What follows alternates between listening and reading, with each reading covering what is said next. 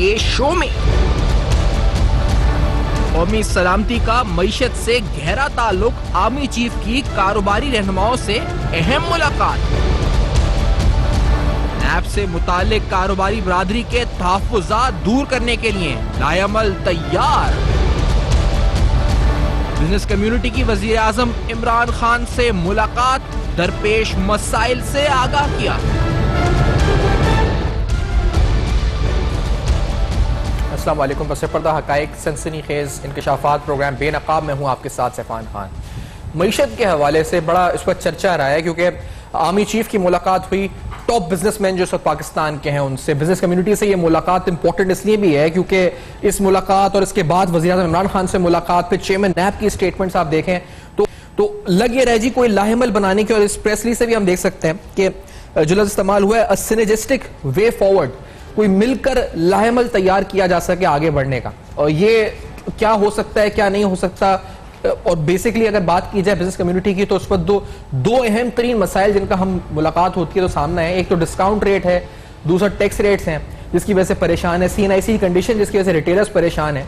लेकिन ओवरऑल हम देखते हैं कि एक डिक्लाइन है, आप चाहे ऑटो सेल्स की बात करें, सीमेंट सेल्स की बात करें, टेक्सटाइल की तरफ आए, जहां पर भी आप आए एक ओवरऑल डिक्लाइन नजर आता है, एक जिसकी वजह से सब में इंपॉर्टेंट इंपैक्ट एम्प्लॉयमेंट यानी नौकरियों पर पड़ रहा है, और नौकरियों की बड़ी तादाद इस वक्त ले ऑफ्स हो रहे हैं, और जो आइंदा भी होने हैं और कितने होने हैं इसकी तादाद का अंदाजा हम नहीं लगा सकते, लेकिन अच्छे खासी अनएम्प्लॉयमेंट पाकिस्तान में होनी है मजीद मौजूदा माशी हालात को देखते हुए। आज चेयरमैन नैब ने जो स्टेटमेंट दी है अकाउंटेबिलिटी और बिजनेस कम्युनिटी के आपस के ताल्लुक के लिए, चेयरमैन नैब का क्या लाहेमल है या उनकी स्ट्रैटेजी, ये भी जरा सुन लेते हैं, फिर प्रोग्राम को आगे बढ़ाते हैं। Let's hear this. Justice Javed Iqbal, chairman NAB क्या कहते हैं, लेट्स हियर दिस। मैं इस बिजनेस कम्युनिटी को यहाँ से यकीन दिला के जा रहा हूँ, और ये यकीन सिर्फ कागजी यकीन नहीं है, आप इस पर मुकम्मल एतमाद और यकीन रखें कि नैब कोई ऐसा स्टेप नहीं उठाएगा जो बिजनेस कम्युनिटी पर, हमारी मईशत पर या मुल्क की इक्तिसादी हालात पर किसी किस्म के मुज़िर असरात उससे हों। तो मैं आपको ये एश्योरेंस देता हूँ कि किसी टैक्स एविजन का कोई केस नैब के पास नहीं होगा, लेकिन ये ज़रूर ज़हन में रखिएगा कि तमाम केसेस FBR को रेफ़र कर देंगे, FBR जाने, और आप और मेरा ख्याल है कि वहाँ बेहतर तरीके से आप अपने केस को प्लीट कर सकेंगे। हमारे साथ प्रोग्राम में मौजूद है डॉक्टर फरूख सलीम साहब, सीनियर माशी तज्ज़िया-निगार हैं, हारून शरीफ साहब जो कि साबिक चेयरमैन हैं बोर्ड ऑफ इन्वेस्टमेंट के, as an economic analyst program में हमारे साथ मौजूद है, जुबैर तुफैल साहब FPCCI को यानी federation of Pakistan chamber of commerce को रिप्रेजेंट करेंगे और आर्मी चीफ से होने वाली मुलाकात में भी शामिल थे। जुबैर साहब आपका भी बहुत शुक्रिया, आपने प्रोग्राम में ज्वाइन किया। जुबैर तुफैल साहब, क्या कुछ तय हुआ, यानी बेसिकली जैसे डिस्काउंट रेट का मसला आपका है, क्या इस पर कोई हतमी एश्योरेंस हुई, कुछ कहा गवर्नमेंट की इकोनॉमिक टीम की तरफ से कि हाँ हम कम कर देंगे, आज नहीं कुछ दिन बाद कर देंगे, कोई ऐसा कुछ कंफर्म एश्योरेंस आया आपको अभी तक इन मुलाकातों के बाद? जुबैर तुफैल? नहीं, कोई ऐसी बात नहीं हुई। देखिए, बात ये थी कि माहौल, ये एक मीटिंग थी जिसमें जो है बिजनेस कम्युनिटी के जो लीडर्स हैं उसको बुलाया गया था, और उसमें समझने की कोशिश की थी कि अगर बिजनेस कम्युनिटी के कोई मसाइल है तो उनका हल तलाश किया जाए। जहाँ तक डिस्काउंट रेट का आपने कहा, तो डिस्काउंट रेट तो स्टेट बैंक जो है वो उसको डील करता है, और वो जिस वक्त मुनासिब वक्त आएगा तो स्टेट बैंक, मैं समझता हूँ, उसको भी जो है सूटेबली एडजस्ट करेगा। अच्छा, जो आपने कंसर्न्स रेज किए तो फिर वो क्या कंसर्न्स थे, और उनको एड्रेस करने के लिए कोई ऐसी स्ट्रैटेजी या कोई action, line of action announce हुआ कोई जो आपसे कहोगे हम ये करेंगे? ये एक ऐसी मीटिंग थी कि जिसमें मुल्क की जो इकोनॉमिक टीम है, डॉक्टर हफीज शेख साहब हैं, शब्बर जैदी हैं, हमाद अजहर हैं, ये सब मौजूद थे, और उसमें हमारे आर्मी चीफ साहब भी थे। तो उसमें यही कहा कि जो आपके मसाइल हैं बयान करें, उसको जहाँ तक मुमकिन होगा जो मसाइल थे वो सब लोगों ने बयान कर दी हैं, और इकोनॉमिक टीम ने उन्हें यकीन दिलाया, मिसाल के तौर पर रिफंड का है तो उसको यकीन दिलाया है कि इंशाल्लाह मेजॉरिटी ऑफ द रिफंड जो है वो इंशाल्लाह इस महीने के अंदर जो है अक्टूबर में पे किए जाएंगे। अच्छा, क्योंकि इस तरह से कुछ अखबारों में इसको रिपोर्ट किया गया, जैसे कहा, एक जगह लिखा था कि कारोबारी जो तबका है वो फट पड़ा, एक्सप्लोड हो गया चीफ आर्मी साहब के सामने। एक जगह ये लिखा था कि आर्मी चीफ ने कहा कि आप मुल्क दुश्मन कुव्वतों का साथ ना दीजिएगा या इस पर हुकूमत को सपोर्ट कीजिएगा। ऐसी कोई बात हुई थी कि आप लोग, कि आप एंटी स्टेट ना हो जाए या ना हो जाए, या एंटी गवर्नमेंट ना हो जाए, अगर इसको ज्यादा आसान अल्फाज में? ना कोई फट पड़ा, ना कुछ भी नहीं, ऐसी कोई बात नहीं। जनरल बातचीत, इकोनॉमी के ऊपर बातचीत हुई है, और जो अगर कोई कंसर्न थे तो इकोनॉमिक टीम बैठी हुई थी, उन्होंने यकीन दिलाया उन मसाइल का हल तलाश किया जाएगा। और इसमें बाकी जो है जो अखबारों में और ये सब कयास रहियाँ हैं, जो वहाँ पे तो कोई मीडिया मौजूद ही नहीं था, तो उसने उन्होंने कहाँ से खबर ले ली कि ये कोई फट पड़ा या क्या हुआ, ऐसी कोई भी बात नहीं। हाँ, बिजनेस कम्युनिटी के मसाइल होते हैं, वो मसाइल हर सेक्टर ने अपने अपने मसाइल बयान की, और जो इकोनॉमिक टीम है, डॉक्टर हफीज शेख हैं, शब्बर जैदी हैं, हमारा अजहर है, उन्होंने यकीन दिलाया कि इन मसाइल का जल्द अज जल्द हल तलाश करेंगे। जैसे एक्सपोर्टर्स का एक बड़ा मसला रिफंड का है, तो उसके ऊपर भी जो है वो शब्बर जैदी साहब ने कहा कि इंशाल्लाह जितने आरपीओज हैं वो अक्टूबर के अंदर सब अदा कर दिए जाएंगे। सही। अच्छा, इस पे जुबैर साहब, क्योंकि चेयरमैन नैब की भी आज उन्होंने भी मुलाकात की है ताजिर बरादरी से, सरदकारों से, और लाहौर में उनकी मुलाकात हुई है, तो वो फिर वही बात है कि एफबीआर को फॉरवर्ड कर देंगे कुछ केसेस को, हरासा नहीं करेंगे बिजनेस कम्युनिटी को। वो कहते हैं जी कि मनी लॉन्ड्रिंग और बिजनेस फर्क है। तो ये स्टेटमेंट्स कॉन्फिडेंस बिल्डिंग इससे हो रही है, या ये कोई ऐसे मेजर्स हैं जिनका कोई आउटकम रिजल्ट ओरिएंटेड आएगा, चेयरमैन नैब जो इकदाम कर रहे हैं, या ये कोई फ्रूटफुल नहीं है इतना ज्यादा? ऑफिस में आए थे तो उन्होंने यही यकीन दिलाया कि एक तो ये कि इनकम टैक्स और सेल्स टैक्स और एक्साइज के जो भी मैटर्स हैं ये एसपीआर के तहत आते हैं जी, और लिहाजा चेयरमैन नैब ने यही कहा कि ये तमाम जितने भी केसेज हैं वो एसपीआर को रेफर किए जाएंगे, वो उसका हल तलाश करेंगे। जो भी अगर किसी के ऊपर कोई लायबिलिटी है तो उनसे वो कलेक्ट करेंगे। तो नैब का इसमें कोई क्या कहना चाहिए, पहले भी नैब ने जो है जो केसेस बनाए इनकम टैक्स सेल्स टैक्स के, वो उनके जुरिसडिक्शन में नहीं थे। उन्होंने जबरदस्ती बिजनेसमैन को हैरेस करने के लिए केसेस बनाए, और जो आज खुद चेयरमैन नैब ने एडमिट किया है कि ये मैटर्स जो है एसपीआर के हैं, ये इनकम टैक्स लॉ है, सेल्स टैक्स एक्ट है, उसके तहत डील किया जाना चाहिए। अदरवाइज अगर इस तरह से करेंगे तो बिजनेसमैन को डराने की कोशिश की जाएगी, तो कभी भी बिजनेस और मईशत का पहिया नहीं चलेगा। सही। अच्छा, इमरान खान साहब से मुलाकात भी हुई है, तो ये तसलसल में देखा जाए क्या ये आर्मी चीफ इमरान खान से मुलाकात, चेयरमैन नैब की आज मुलाकात, ये मतलब ये प्लान थे या अचानक हुई सारे इवेंट्स, और इसका रिजल्ट क्या कब तक आएगा, कुछ इस पे कह सकते हैं जुबैर साहब? ये सारी चीजें जो है ना ये पॉजिटिव डायरेक्शन में है। गवर्नमेंट जो है बिजनेसमैन को जो है इत्मीनान दिलाना चाहती है कि आप लोग कारोबार करें, आप लोग बिजनेस में इन्वेस्ट करें, आप लोग नई इंडस्ट्रीज लगाएं। तो मैं समझता हूँ अच्छी बात है कि हुकूमत जो है बिजनेसमैन को इस तरफ इन्वाइट करना चाहती है, और इसी तरह से नैब भी जो है वो कहती है कि वो। अच्छा सुबह साहब, एक चीज और पर कंफर्म करते जाएं, इससे पहले हम आगे अपने पैनल से तरह, हमाद अजहर साहब को एक जगह कोट किया गया कि उन्होंने शायद कहा कि डिस्काउंट रेट के ऊपर गवर्नमेंट जो है वो, आईएमएफ ने नहीं कहा था कि डिस्काउंट रेट बढ़ाया जाए, और ये क्योंकि अगर आगे स्टेबिलिटी आती है तो डिस्काउंट रेट कम भी किया जा सकता है, आईएमएफ ने नहीं कहा था बढ़ने को। तो इस पर हमाद अजहर साहब ने कुछ कहा है, ऐसी स्टेटमेंट दी है डिस्काउंट रेट पर? मुझे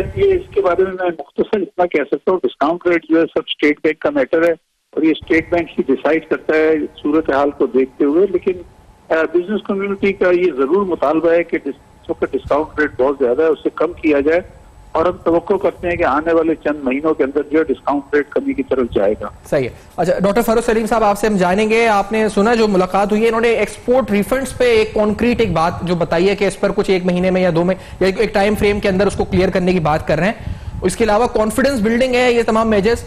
आप आर्मी चीफ की आपने जो आईएसपीआई की प्रेस भी देखी होगी, इसका कोई रिजल्ट आएगा इस वक्त, ऑब्जेक्टिव रिजल्ट हम कह सकते हैं जैसे, या फिर ये एक एनवायरनमेंट अच्छा बस बन जाएगा इससे? फर्स्ट सब क्या होगा इन मुलाकातों से? देखिए, 2 या 3 हकायक पहले सामने रख लें। पीटीआई की हुकूमत को आए हुए तकरीबन 14 महीने हो गए हैं, और इन 14 महीनों के दौरान जो जुबैर साहब हमारे साथ बैठे हैं, इन्हीं के साथियों ने तकरीबन 14 के लगभग मीटिंग जो हैं वो हमारी आला तरीन सियासी क़यादत से कर चुके हैं। अब फरमा रहे हैं कि सिमत जो है वो पॉजिटिव है। अगर सिमत पॉजिटिव थी तो फिर आर्मी चीफ के पास जाने की क्या ज़रूरत थी? देखिए, अगर बिजनेस कम्युनिटी 14 मीटिंग्स करने के बाद आर्मी चीफ को दरख्वास्त देती है कि हम आपसे मिलना चाहते हैं, तो इसका तो बड़ा स्ट्रॉन्ग मतलब ये निकलता है कि पहली 14 मीटिंग्स जो हैं या तो वो कामयाब नहीं हुई, उनमें वो फेल हो गई हैं। और एक बड़ा ही स्ट्रॉन्ग किस्म का मैसेज ये बिजनेस कम्युनिटी दे रही है कि हमें इस हुकूमत की माशी टीम के ऊपर एतमाद नहीं है। अगर एतमाद होता तो फिर GSQ जाने की कतन किसी किस्म की जरूरत नहीं थी। और फिर कुछ और हकायक बिल्कुल जो जिनको कोई भी झुटला नहीं सकता, वो ये है कि बिजनेसेस बंद हो रहे हैं। मतलब हम कुछ महीने पहले कहा करते थे कि बिजनेसेस जो हैं वो स्लो डाउन हो रहे हैं, GDP ग्रोथ स्लो डाउन हो रही है। अब एक्चुअली बिजनेसेस बंद होना शुरू हो गए हैं। एक बहुत बड़ी कंप्लेन रही है बिजनेस कम्युनिटी की कि जो फैसला साजी काबीना के लेवल पे या वजारत उज़्मा के लेवल पे हो भी जाती है, अब वो तो फैसला सादी बड़ी मुश्किल होती है, जब हो जाती है तो ब्यूरोक्रेसी उनकी बात नहीं सुनती, ब्यूरोक्रेसी उसके ऊपर अमल नहीं करवाती। फिर वो गैर यकीनी की फजा जो है, जो मैं समझता हूँ साल भर से चल रही है, वो दूर होने का नाम नहीं ले रही।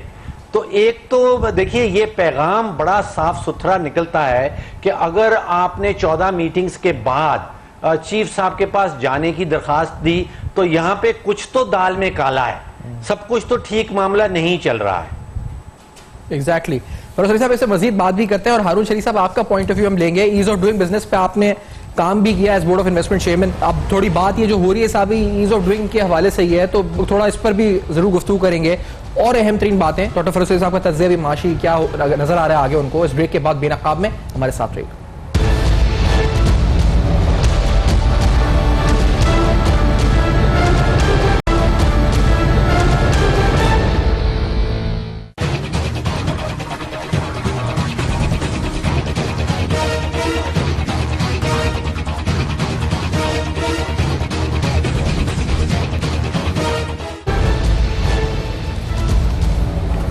Welcome back. आप देख रहे हैं बेनकाब और अहम तरीन सवाल हैं बिजनेस कम्युनिटी की। आर्मी चीफ से मुलाकात हुई, इस मुलाकात से हासिल क्या हुआ? अभी जुबैर तुफैल साहब से पूछा तो उन्होंने एक आध बात एक्सपोर्ट रिफंड्स के हवाले से और इस तरह बताई है, लेकिन मजमूई तौर पर क्या फर्क पड़ेगा? इंडस्ट्रीज क्लोज हो रही हैं और अनएम्प्लॉयमेंट बढ़ रही है, जो इकोनॉमिक इंडिकेटर्स हैं वो तो सबके सामने हैं ही, लेकिन क्या फर्क पड़ेगा इन मुलाकात से, क्या होगा? ये बड़ा अहम सवाल है। हारून शरीफ साहब आपसे पूछूंगा क्योंकि ये मुलाकात हुई, अभी फारूक साहब ने कहा 14 मुलाकात पहले भी हुई, अभी एक मुलाकात और हो गई। कैसे इंटरप्रेट करते हैं इस मुलाकात को? क्या ये शिकायत हुई है इस वफाकी गवर्नमेंट की टू द आर्मी चीफ, यानी एक बिजनेस कम्युनिटी का क्योंकि अजाला नहीं हुआ पुरानी मुलाकातों से इसलिए गए, और अब इस मुलाकात से क्या हासिल होगा आपको क्या लगता है हारून शरीफ साहब?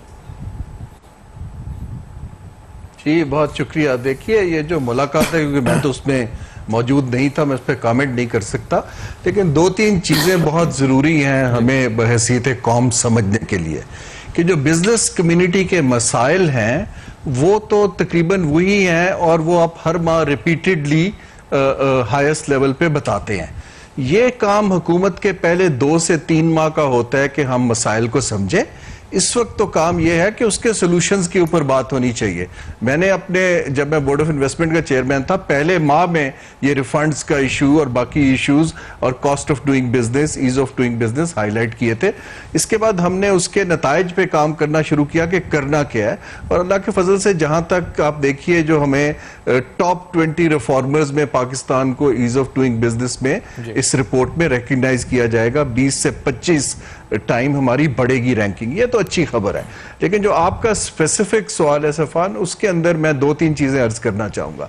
जिस मुल्क के अंदर जीडीपी गिर रही हो, हमारे पीयर कंट्रीज जो हैं वो 6 से 7% पे खित्ते में ग्रो कर रहे हो, हमारी जो इन्वेस्टमेंट टू जीडीपी रेशो 15% हो, वहां पर हमें तरजीहात को बनाकर, और ये वजीर आजम का काम जो है कॉन्फिडेंस देना, वो 1 दफा या 2 दफा अगर आप बार बार मिलेंगे और नताइज नहीं आएंगे तो बल्कि वो कॉन्फिडेंस जो है वो अनसर्टेनिटी में कन्वर्ट हो जाता है। तो हमें इस वक्त जरूरत इस चीज की है कि पाकिस्तान जो है बड़ा क्लियरली ये जो मसाइल थे इनको हल करे। ये ऑपरेशनल लेवल है, लेकिन हमें देखना है कि जहां पर कॉर्पोरेट प्रॉफिटेबिलिटी गिर रही है, डेफिनेटली रिजल्ट्स कम आएंगे, वहां पर हम रेवेन्यू इकट्ठा नहीं कर पाएंगे कॉर्पोरेट सेक्टर से, हमें खर्चे घटाने पड़ेंगे।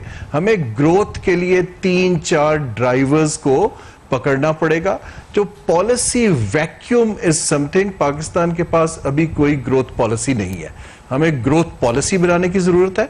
इसके बाद हमारी क्योंकि इंप्लीमेंटेशन कैपेसिटी नहीं है, ये जो बार बार मीटिंग्स हैं ये इंप्लीमेंटेशन कैपेसिटी लिंक्ड है कि जी हमारा रिफंड नहीं हो रहा, हमारे यहाँ पर बहुत सारे डिपार्टमेंट से डील करना पड़ता है, हमारे लिए आसानी कर दें, टेक्नोलॉजी ले आए।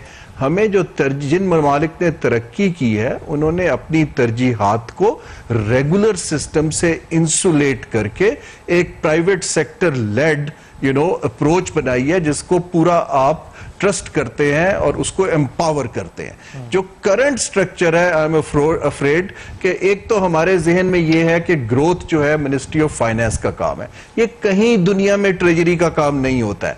ग्रोथ बनाने के लिए हमें एक्टिवेट करना पड़ेगा। अगर आप हालत देखें, अभी हमारी जो मिनिस्ट्रीज हैं, कॉमर्स है, इंडस्ट्री है, प्लानिंग कमीशन है, वो तो बिल्कुल इसके ऊपर, टू बी ऑनेस्ट, मेरा 1 साल का तजुर्बा रहा कि उनके पास बिल्कुल कैपेबिलिटी नहीं है, ना लीडरशिप है, ना इंप्लीमेंटेशन की है। सो हमें यहां पर कुछ वर्ल्ड क्लास एक्सपर्ट्स को लाके, एतमाद मार्केट में तब आना शुरू होता है जब आप एक डिस्कशन का कॉन्क्रीट नोट टेबल पे रखते हैं, उसकी कंटिन्यूटी को इंश्योर करते हैं, मार्केट को दिखाते हैं कि ये मेरी टीम है जो डिलीवर करेगी और उसको हम अकाउंटेबल करेंगे, टारगेट्स देंगे। मार्केट को तब एतमाद आना शुरू होता है बाकी ममालिक की। अगर आप एग्जाम्पल लीजिए। अच्छा, इसमें आपने जो बात की, इसमें बड़ी एक अहम बात है फरूख सलीम साहब, आपसे हम पूछें अगर, क्योंकि अगर मुलाकात फाइनेंस मिनिस्टर से हो और उसमें अजाला ना हो, अगर मिनिस्टर फॉर स्टेट से हो या मिनिस्टर फॉर इकोनॉमिक अफेयर्स से हो फिर अजाला ना हो, चेयरमैन एफबीआर से हो अजाला ना हो, फिर इमरान खान साहब से हो अजाला ना हो, फिर आर्मी चीफ से हो, 14 मुलाकातें आपकी मुख्तलिफ वफूद से आला तरीन हो जाएं, फिर भी अजाला ना हो, क्योंकि गवर्नमेंट के पास स्पेस ही नहीं है अजाला करने का, यानी अगर फिस्कल स्पेस ही नहीं है या कोई स्ट्रिंजेंट कंडीशनैलिटीज हैं, तो फिर ये 14वीं या 15वीं मुलाकात भी बिना किसी नताइज के अगर आती है तो ये तो उल्टा नेगेटिव नहीं हो जाएगा फरूख सलीम साहब, फिर बजाय पॉजिटिव होने के? फरूख साहब देखिए, हारून शरीफ साहब ने बड़ी जबरदस्त बातें की हैं और उन्होंने लुबे लुबाब बताया है कि हमने फॉरवर्ड किस तरह जाना है। देखिए, हम हमेशा तजारती खसारे की बात करते हैं, बजटरी खसारे की बात करते हैं। हारून साहब ने अभी एतमाद और एतबार के खसारे की बात की। मैं समझता हूं कि वो तजारती खसारे और बजटरी खसारे से भी बड़ा खसारा है। सबसे पहले उस खसारे को दूर करना होगा। ये वाज़े है कि हुकूमत में जो आला तरीन शख्सियात हैं, वज़ीर आज़म साहब हैं, उनकी चाहत है कि ये प्रॉब्लम्स बिजनेसमैन के दूर हो जाएं।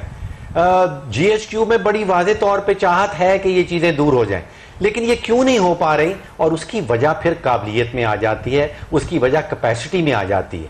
तो यहाँ पे कैपेसिटी का बड़ा संगीन शदीद किस्म का फुकदान जो है वो नजर आ रहा है और उसको पुर करने की मैं समझ रहा हूँ कि कोई कोशिश नहीं हो रही। काबीना के अंदर जो कमजोरियां साल भर पहले थीं, वही कमजोरियां अभी मैं समझता हूं और ज्यादा बढ़ गई हैं और ज्यादा भारी भरकम हो गई हैं। बहुत सारा कॉन्फ्लिक्ट ऑफ इंटरेस्ट अंदर पड़ा हुआ है।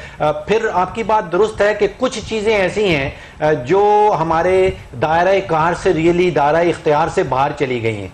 जैसे शरह सूद की बात की जा रही है, वो हमारा एग्रीमेंट है कि इन्फ्लेशन प्लस बेसिस पे वो शरह सूद सेट किया जाएगा। अब अगर इन्फ्लेशन बड़ी हाई जाती है तो नेचुरली आपकी हमारा जो नॉमिनल इंटरेस्ट रेट है वो भी बड़ा ऊंचा हो जाएगा। अच्छा, नैब की बात की गई, नैब के हथकंडों की बात की गई। यकीन कीजिए कि नैब के पास व्हाइट कॉलर क्राइम और बिजनेस क्राइम्स, जो कॉम्प्लिकेटेड किस्म के क्राइम्स हैं, उनको उनकी इन्वेस्टिगेशन करने की काबिलियत ही नहीं है। Exactly. वो पकड़ पहले लेते हैं और उसके बाद फिर कोशिश करते हैं कि कहीं से एविडेंस इकट्ठा किया जाए। उसके बाद फिर वो किसी अप्रूवर को पकड़ लेते हैं, फिर उस अप्रूवर को प्रेशर में लाया जाता है कि कोई एविडेंस सामने लेके आए। तो ये सारी नेगेटिव वाइब्स भेजता है बिजनेस कम्युनिटी के अंदर। अब एफबीआर वाले जो हैं, बजाय इसके कि टैक्स नेट को बढ़ाया जाए, वो जो पुराने टैक्स पेयर्स हैं सारा का सारा बोझ उनके ऊपर आ जाता है। फिर अभी आपने देखा होगा कि 3 या 4 दिन पहले इंडिया ने ऐलान किया है, उनको भी बेरोजगारी का बहुत बड़ा प्रॉब्लम आ रहा था कि वो अपना कॉर्पोरेट टैक्स रेट 35% से 25% पे ला रहे हैं। हमारा इफेक्टिव टैक्स रेट यहाँ पे 50% बन रहा है। जो 193 मेंबर ममालिक हैं यूनाइटेड नेशंस के, पाकिस्तान का corporate tax rate is one of the highest in the world. अब अगर आपने कोई काउंटर मेजर निकालना है बेरोजगारी का, आपने अपने इब्तदाई में आधी दर्जन दफा आपने जिक्र किया, अगर उसका कोई काउंटर मेजर निकालना है तो आपको कॉर्पोरेट टैक्स रेट यहाँ पे कम करना पड़ेगा। आपको किसी तरह से जो इनपुट कॉस्ट है, देखिए बिजली के इसी में बाद में क्योंकि जोड़ता था, क्योंकि आपने कॉर्पोरेट टैक्स का जिक्र किया, आपने अपने जो कॉलम था आपका इस हफ्ते का, उसमें आपने लिखा था कि the really bad news is that a million have already lost their jobs, यानी 10 लाख लोग अपनी नौकरियों से जा चुके हैं। आपका यानी आपने पूरा एस्टिमेट्स के साथ इंडस्ट्री डिक्लाइन जो हुआ है सेल्स में आपने बताया, और मजीद मिलियन जाएंगे। 10 लाख लोग नौकरी से जाना तो बहुत होलनाक, अजीब सा एक फिजा है ये तो। 10 लाख जी 10 लाख लोगों की नौकरी से जाना है इस पर। फिरोज अली साहब, आप जरा अंदाजा कीजिए कि अभी जो मेजर न्यूज आई हैं इंडस मोटर के हवाले से, होंडा के हवाले से, सुजुकी के हवाले से, इन तीनों कंपनियों के पास 10,000 से जायद डायरेक्ट वर्कर्स हैं और इसको कहा जाता है कि यहाँ मल्टीपल ऑफ 8 चलता है, यानी कि 8 लोग जो हैं वो इनके एंसिलरी कारोबार, जो दूसरे असेंबलर्स हैं जो इनको चीजें सप्लाई करते हैं, तो तकरीबन 5 लाख पाकिस्तानी शहरी तो ये सिर्फ इनके साथ इन्वॉल्व हैं, जहां पे आपने देखा कि 60% कोरोला की सेल्स डाउन आ रही हैं, सिविक 70% डाउन है, ट्रकों बसों की सेल्स डाउन आ रही है। तो जिस तरह हमारे अनएम्प्लॉयमेंट रेट का और जीडीपी का एक डायरेक्ट गहरा ताल्लुक है।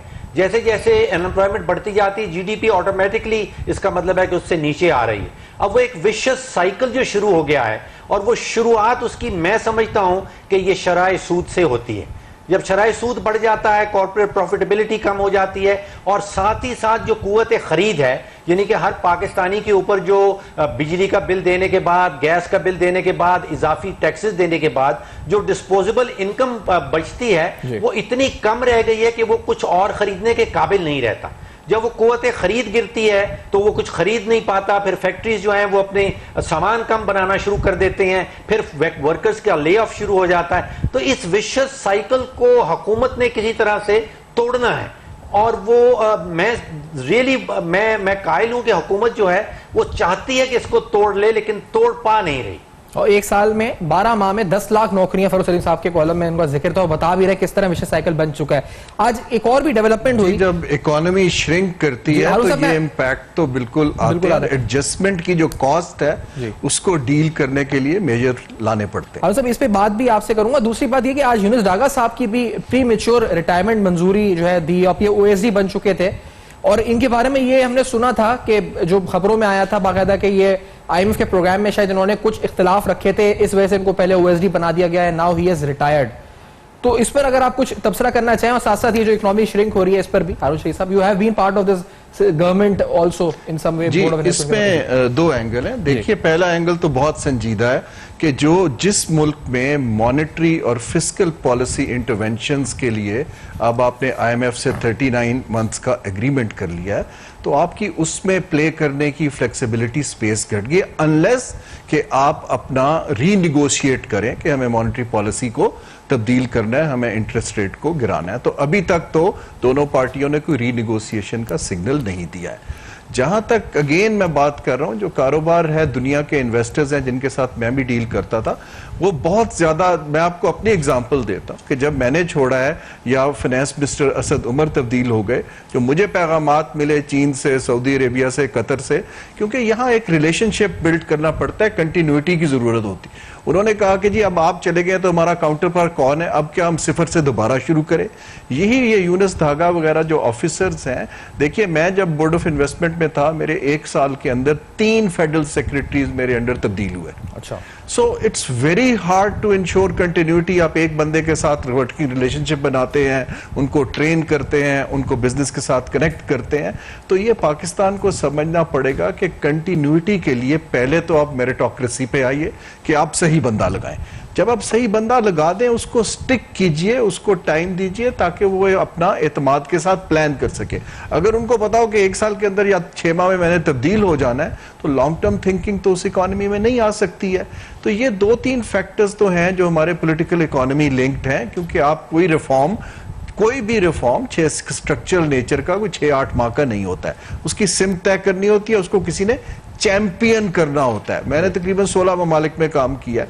मैं आपको जहां देख रहा हूं, जहां जहां फास्ट ट्रैक रिफॉर्म्स हुई हैं, उन्होंने एग्जिस्टिंग सिस्टम से निकाल के 3-4 लोगों को एम्पावर किया कि आपने ये डिलीवर करना है, और वो लोग थे ऐसे जिनका एतमाद था मार्केट्स के ऊपर। सो मार्केट्स ने उसको पॉजिटिवली रिस्पॉन्ड किया। मुझे जो डर ये है कि हम यहाँ पर हुकूमत को क्रिटिसाइज करने के लिए नहीं बैठे हैं।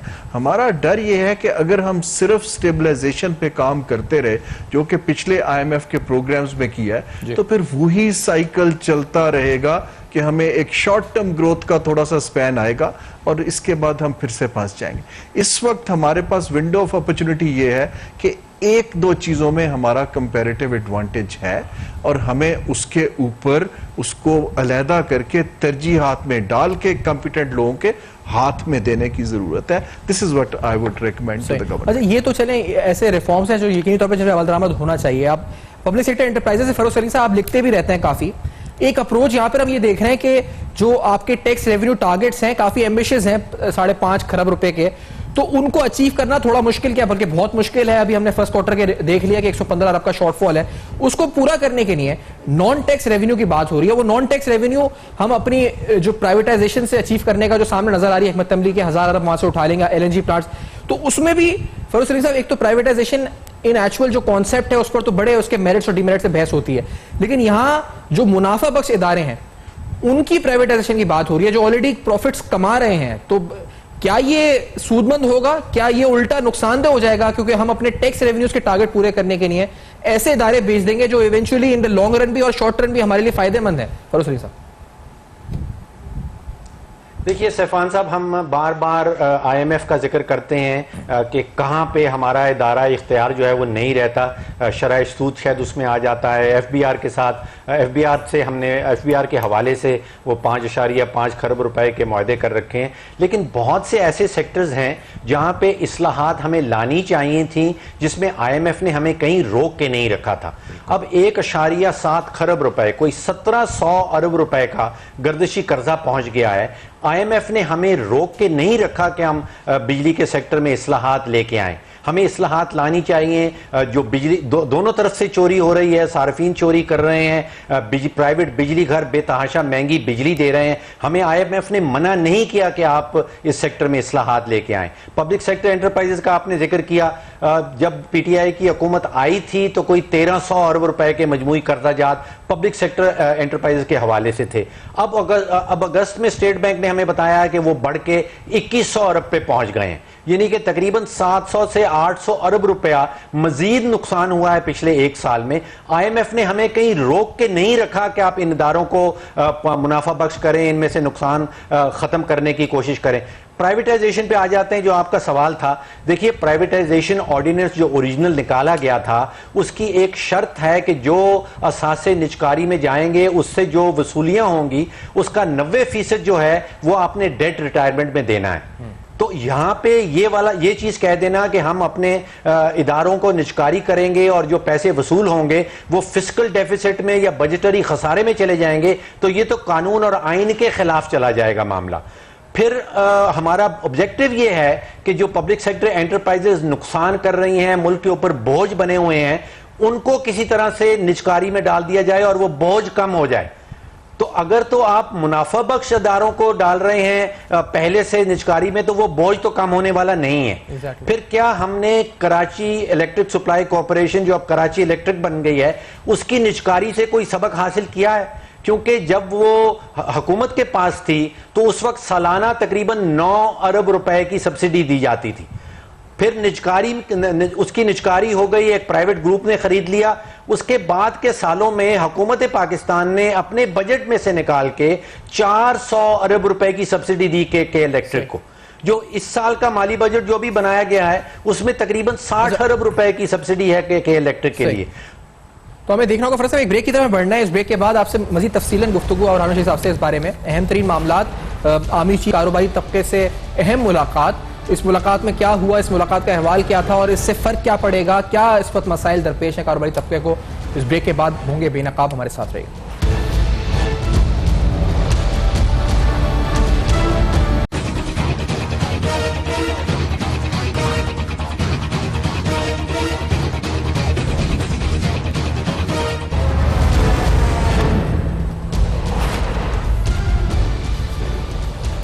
Welcome back. आप देख रहे हैं बेनकाब। अहम तरीन सवालात, आर्मी चीफ की मुलाकात बिजनेस कम्युनिटी से, आखिरकार इस मुलाकात में क्या हुआ और इस मुलाकात का अहवाल क्या है, इसके बाद क्या होगा, जो कम्युनिटी बिजनेस कम्युनिटी को मसाइल दरपेश हैं, इंडस्ट्रियल जो उस वक्त आपकी लार्ज स्केल मैन्युफैक्चरिंग में डिक्लाइन है, जो आपके मुख्तलिफ सेक्टर्स के अंदर सेल्स में डिक्लाइन है, आखिरकार क्या बात हुई, क्या नहीं हुई, इस मुलाकात को इंटरप्रेट किस तरह किया जाए, इस मुलाकात से क्या ये इंटरप्रिटेशन दी जाए कि वफाकी हुकूमत की टीम नाकाम हो चुकी है इसलिए आर्मी चीफ के पास जाया गया है, और इसी तरह से क्या अब जो अनाउंसमेंट्स होंगी या अब जो वादे होंगे क्या ये पूरे होंगे नहीं होंगे, और नहीं होंगे तो क्या कॉन्फिडेंस और इरोड होगा?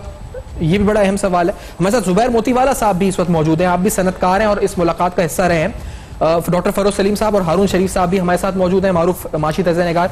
जुबैर साहब अब हमारे साथ है। जुबैर मोतीवाला साहब, ये फरमाइएगा कि मुलाकात में क्या इस वक्त रिजल्ट, अगर बात की जाए रिजल्ट्स की, ये मोटी मोटी बातें तो हुई, अभी जुबैर तुफैल साहब साथ थे, वो कह रहे थे एक्सपोर्ट रिफंड से बात हुई कि 1 माह में शायद क्लियर हो जाएंगे, और कोई ऐसी बात कॉन्क्रीट जिससे कोई फायदा होगा बिजनेस कम्युनिटी का, जैसे डिस्काउंट रेट है या कोई ऐसी बात?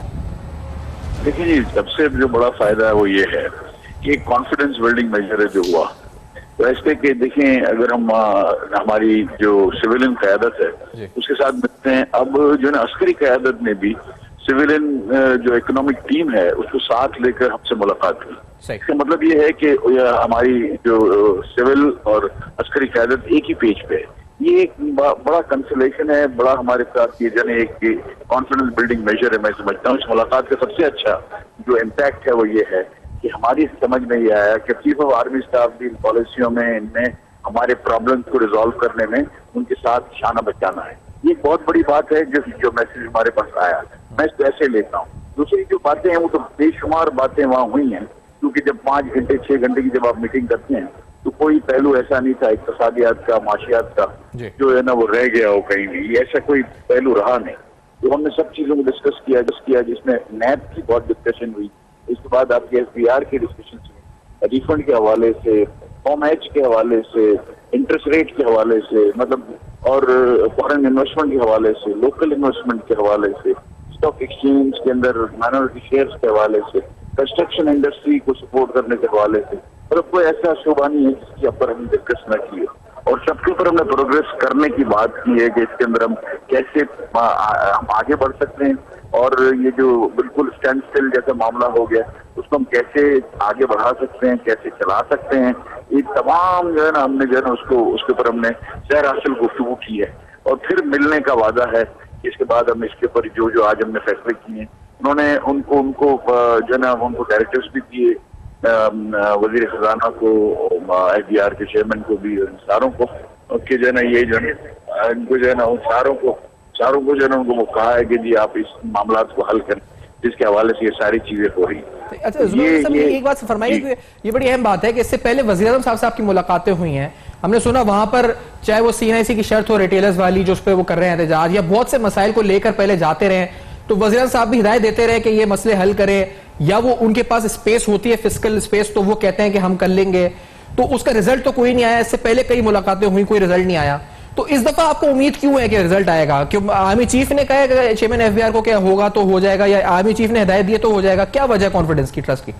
जुबैर साहब, आवाज मेरे को क्लियर नहीं। जुबैर साहब, मैं ये पूछना चाह रहा हूं कि आप पहले मिलते रहे इमरान खान साहब से, यही मसाइल लेकर उनसे मिलते रहे इमरान खान साहब से, इमरान खान साहब जो वजीर आजम है इस मुल्क के, वो हिदायत देते रहे, उनके बावजूद आपका अजाला नहीं हुआ, तो अब आपको क्या उम्मीद है, आप क्या ट्रस्ट है? वही हुकूमत, वही मईशत, वही लोग, उनको अब आर्मी चीफ हिदायत दे देंगे तो फिर ये हल हो जाएंगे मसले क्या?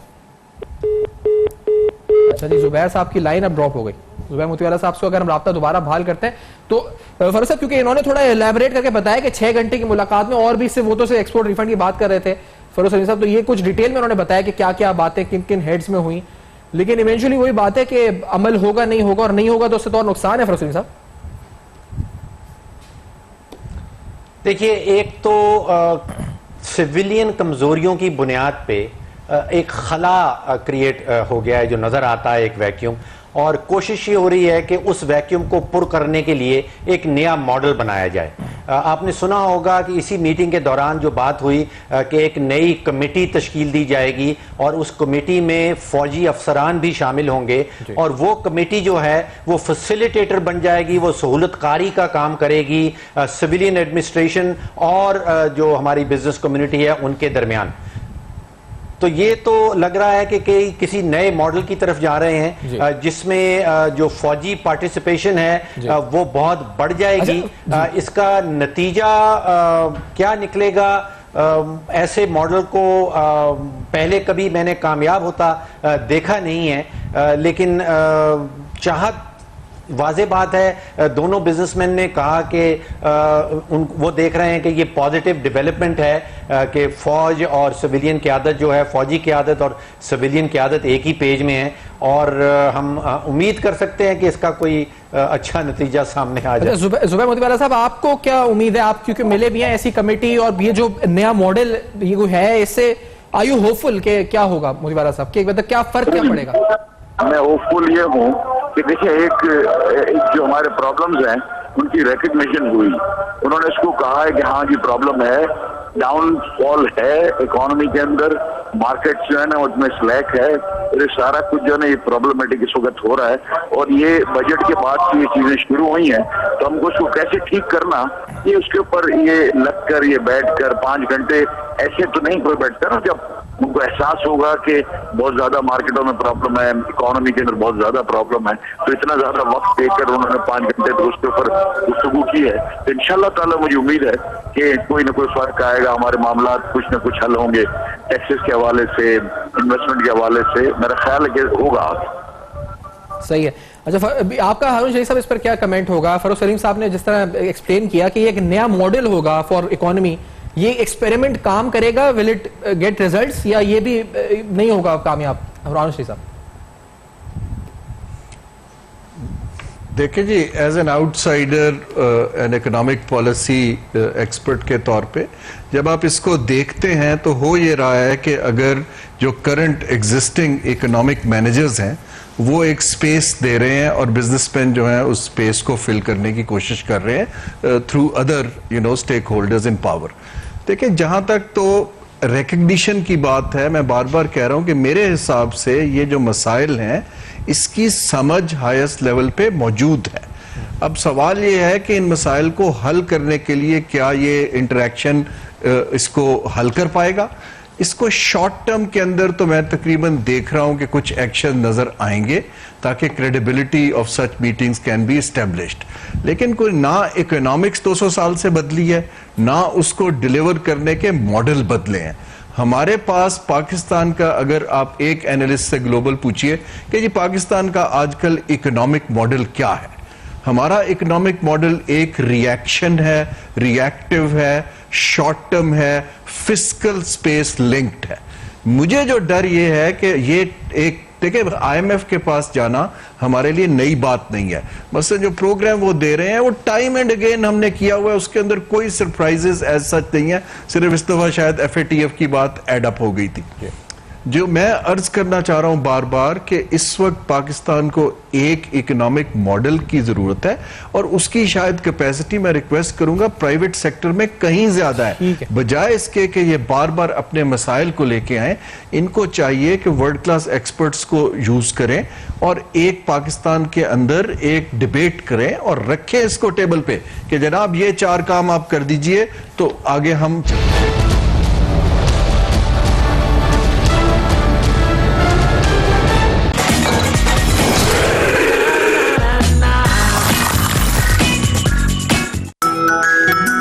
बढ़ते हुए बच्चे के लिए भरपूर ग़िज़ाइयत बेहद जरूरी है, जिसमें आयरन, मिनरल्स, विटामिन्स, प्रोटीन्स सब कुछ हो।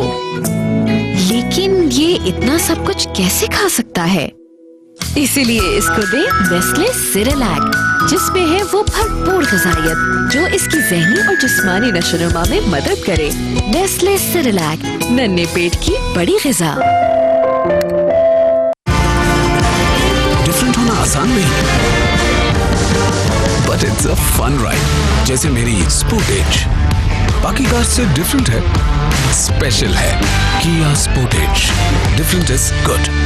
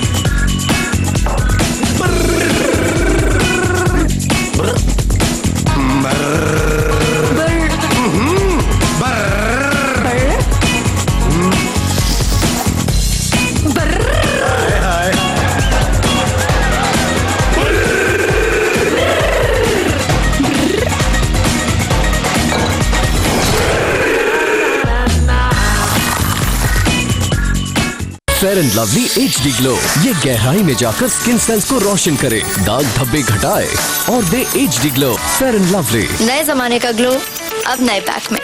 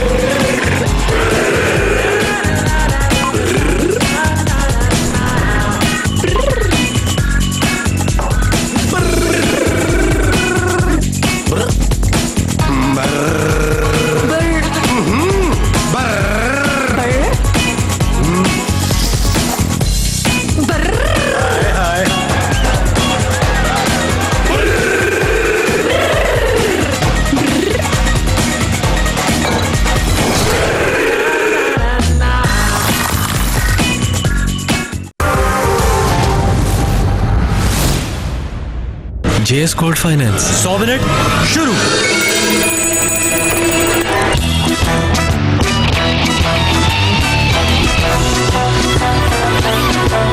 जूनियर को बुलाएं प्लीज।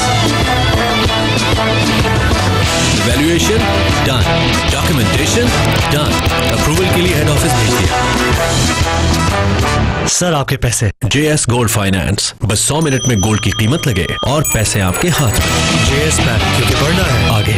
सलीम, फिर लगा लिया ना दाग। कुछ पाने के लिए कुछ एक्स्ट्रा करना पड़ता है। तो ये लो extra bonus.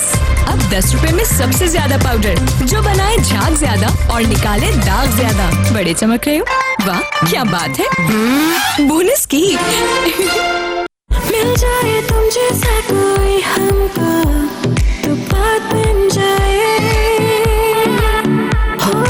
Introducing Olivia Intense Premium Hair Color, Intense Conditioner के साथ जो दे long lasting color। Be Intense Olivia, शुक्रिया।